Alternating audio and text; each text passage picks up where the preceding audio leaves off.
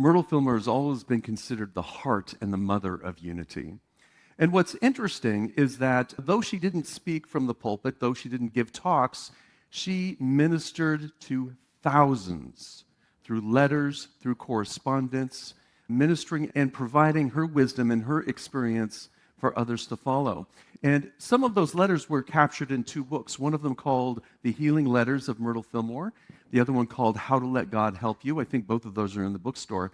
And when I first read those letters, I thought, okay, I'm ready to feel the heart, the love. And while there was that component in there, Mrs. Fillmore was all business.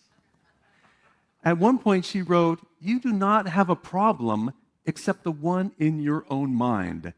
And you put it there. And I'm like, yes, Mrs. Fillmore. She spoke and wrote in plain language and really didn't sugarcoat it. Here's one thing that she wrote that I thought was really interesting.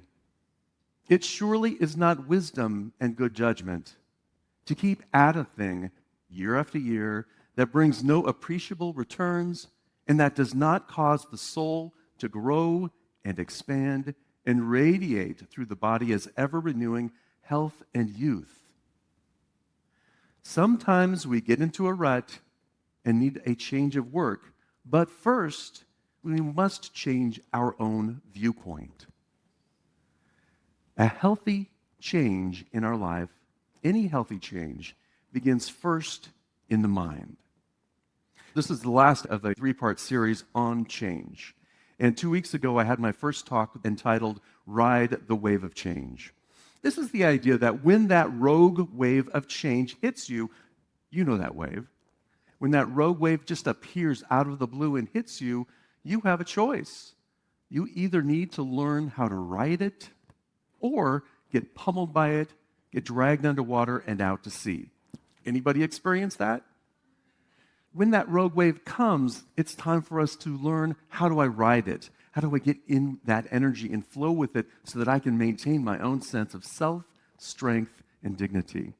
The second week, I talked about cultivating change, a different kind of change, a change that we intentionally move into. Most change does not happen moment by moment. Most change happens one intention, one step, and one day at a time. And it may take time before we actually see the results. And you get to choose what you plant, you get to choose what you water, and how you fertilize it. Are you fertilizing it with healthy ideas and thoughts, or are you fertilizing it with anger, resentments, and fears? And in reaction to something, reaction says to us, something out there needs to change. Someone out there needs to change. But cultivating change, cultivation says, what is ready to grow within me? Today we're talking about trusting that growth, trusting what is emerging within you. For in this moment, in this very moment, there is invisible growth within you, whether you realize it or not. For in this moment, God is. That energy is always drawing you up, as much as we fight it.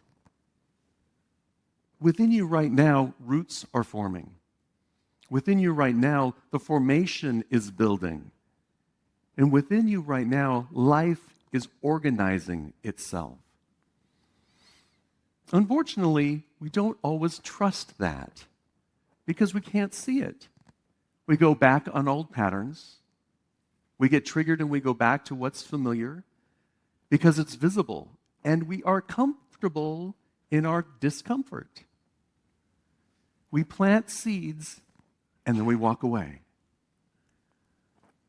Then we plant another seed and we walk away, and we don't tend to any of them. We get distracted. We distract ourselves with another problem, with another situation, with another person, another something to be fixed. We're taking that stimulus and simply reacting to it, rather than cultivating within yourself in the moment a sense of groundedness and security, developing your own sense of spiritual strength. We don't have the patience to cultivate what cannot be seen yet. We plant something, but it takes time for it to grow. It takes time for it to germinate within us and for those roots to grow and for our consciousness to change. And remember, you only have one problem in your life, and it's in your own mind, and you put it there. So to change that, we need to give it time. We need to learn to use the power of faith to be able to trust what is emerging, even though we can't see it. Life has its own intelligence, its own timing, its own unfolding process. We're so often second-guessing life, aren't we? We're so often having an idea or a situation, and, oh, this is the right way, but wait, there's this over here. So we second-guess ourselves all the time. And our impatience defocuses us and creates that blurry view of life. Our impatience defocuses our intention. And do you really believe that intention in the first place? Or is it just another cat poster? Anybody love cat posters? My video feed is filled with cats. And you know, sometimes life is difficult, and that's just the nature of it. Sometimes things don't grow the way you want them to grow. Sometimes we think they're going to grow in a certain way, and they grow out sideways. And we walk away from it. We complain about it. Sometimes we think our intelligence about how things should work is greater than divine intelligence. I'm not going to ask you to raise your hand if you identify that one. That's just the human condition. We think our individual intelligence is greater than the divine intelligence that is moving, living, and having its being within us. This is reflected in his letter to the Gentiles in Rome. The Apostle Paul wrote in Romans chapter 8, I consider that suffering of this present time are not worth comparing with the glory about to be revealed to us. This is in a section that's often called present suffering and future hope. And at the time, what Paul is saying is that, yes, you are experiencing some things in life. That happens. But then we compare that something with this divine intelligence and say, well, okay, God's not here. Where's God? God isn't present. God's in, moving through, and as you. Source, substance, spirit is already the energy that's moving through you, healing and harmonizing you. And yet we don't see it and we don't experience it. Paul goes on to talk about the idea of hope because that's what people could understand. Hope when things get difficult, and that spirit is always there, always flowing, always moving through you to help you move through it, whatever the it is in your life. And then he gets to a point when he says, we all know that things work together for good, for those who love God and who are called according to its purpose. All things work together for good. Even when we don't see it, even when it seems things are going off the rail, if we trust in that inner guidance, in that inner strength, in that inner energy, you will move in the right direction. For those who love God, and this is the idea that I'd like to bring into our universal language, for those who have that awareness that you are love, that you are that love of God already expressing. And all we need to do is simply tune into it. And that's what Paul is talking about. Tune into that energy of spirit that's already within you. Tune into that love and then express it as kindness and compassion, as wisdom and understanding, as decisions, as strength. That divine intelligence is already within you. So trust that. Trust spirit, source, the allness of life, love, and wisdom that is ever flowing through you. There's a Japanese art form called Kintsugi, and it's the process of taking a bowl that has been broken and repairing it with gold in the seams. And what comes out of that is simply a very beautiful experience of life. And the purpose here is not to hide the cracks, but to honor the cracks. Not to hide the things in our life, our cracks in our life, the things that kind of crack us up. I didn't mean that. The things that move us or shake us in either positive or negative ways, however we want to judge it. Those things that come apart in life, because those breaks are part of the beauty of life. Many of us spend our lives focusing on the cracks instead of healing. Many of us are so used to the cracks and then tell stories about our cracks instead of mending. And then we want to hide the cracks or hide the cup so no one can see them and stuff them down within us instead of addressing them and using our spiritual practices to heal ourselves and to move forward and create something beautiful. We focus on the cracks of failure, of grief, of transitions, of mistakes, heartbreaks, aging, loss, all of the hidden cracks in our lives, and the places where those things happen within us. But what if those cracks were simply an opening? What if those cracks were an opening in our consciousness to expand itself? An opening where light and wisdom and compassion and strength begin to emerge. Now, if you're experiencing one of those cracks in your life, you can look for where is the strength and wisdom and compassion emerging? Where is the light emerging? How can I look at this from a different perspective and then how can I mend it and heal it with a beautiful, beautiful inlay of gold? Healing is not returning to the person you were before. Healing is allowing something new to emerge from within you. And emergence has its own timing. It is in relationship to how quickly we are willing to let go of it in our mind, how quickly we are willing to heal our consciousness and our thoughts. And the longer that takes, the longer the healing will take. Emergence has its own timing, and it's in relation to your own inner resistance to what is. So when we're starting to struggle and fight with what is, that slows us down, and that keeps us focused on the cracks rather than the healing process. You're not failing because life looks different than you thought. Something new may be emerging that could exist in a completely new way, in a completely beautiful way. Healing the cracks takes time and it takes focus. We have to stop focusing on the cracks and start focusing on the good.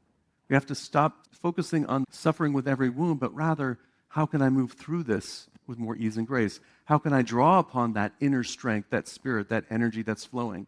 How can I stop trying to return to the old version of myself and rather embrace and honor what I am becoming?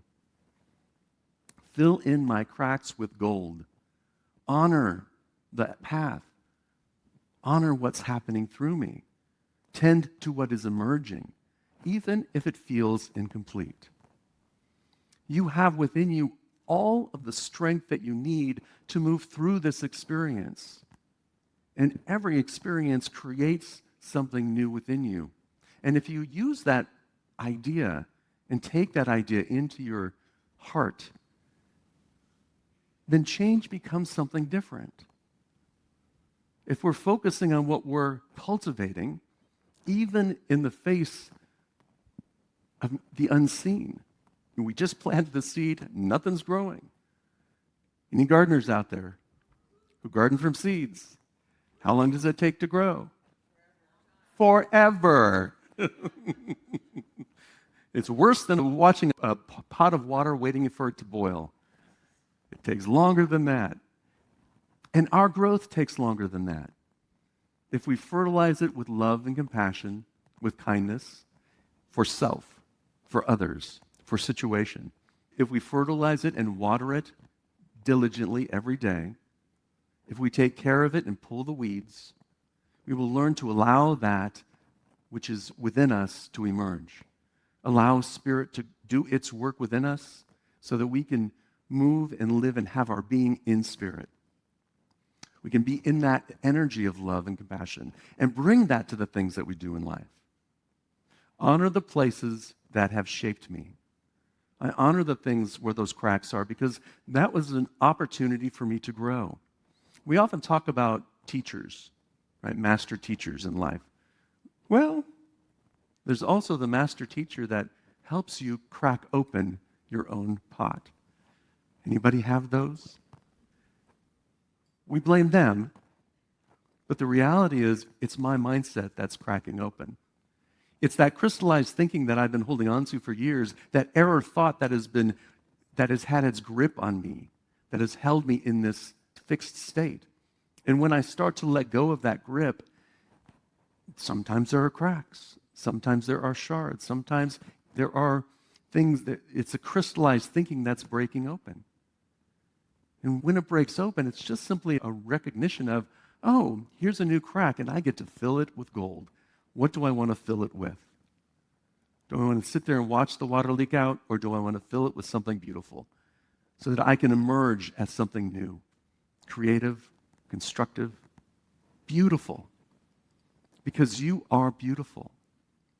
That divine that is within you is that divine beauty, always seeking expression. That divine wisdom, always guiding. And you are here to express it. Be that living expression of the image of God, which in unity we call the Christ. You may call it your higher self, your divine nature, that spark of divinity, your noble self, that part of you that is in alignment with the allness of life, love, and wisdom. I'm going to read our affirmation and then invite you to affirm it with me. And as you read it and as you affirm it, feel the presence within you. Feel that energy flow, the energy of spirit, the healing, harmonizing, prospering energy of spirit. Centered in the presence within me, with faith, love, and courage, I honor the places that shaped me and trust the beauty still emerging within me. Would you affirm that with me together? Centered in the presence within me, with faith, love, and courage, I honor the places that have shaped me and trust the beauty still emerging within me. And so it is. Honor what you're becoming. Fill in your own cracks with gold. Tend to what is emerging, even if it feels incomplete. Let's take that idea into our time of meditation and affirmative prayer.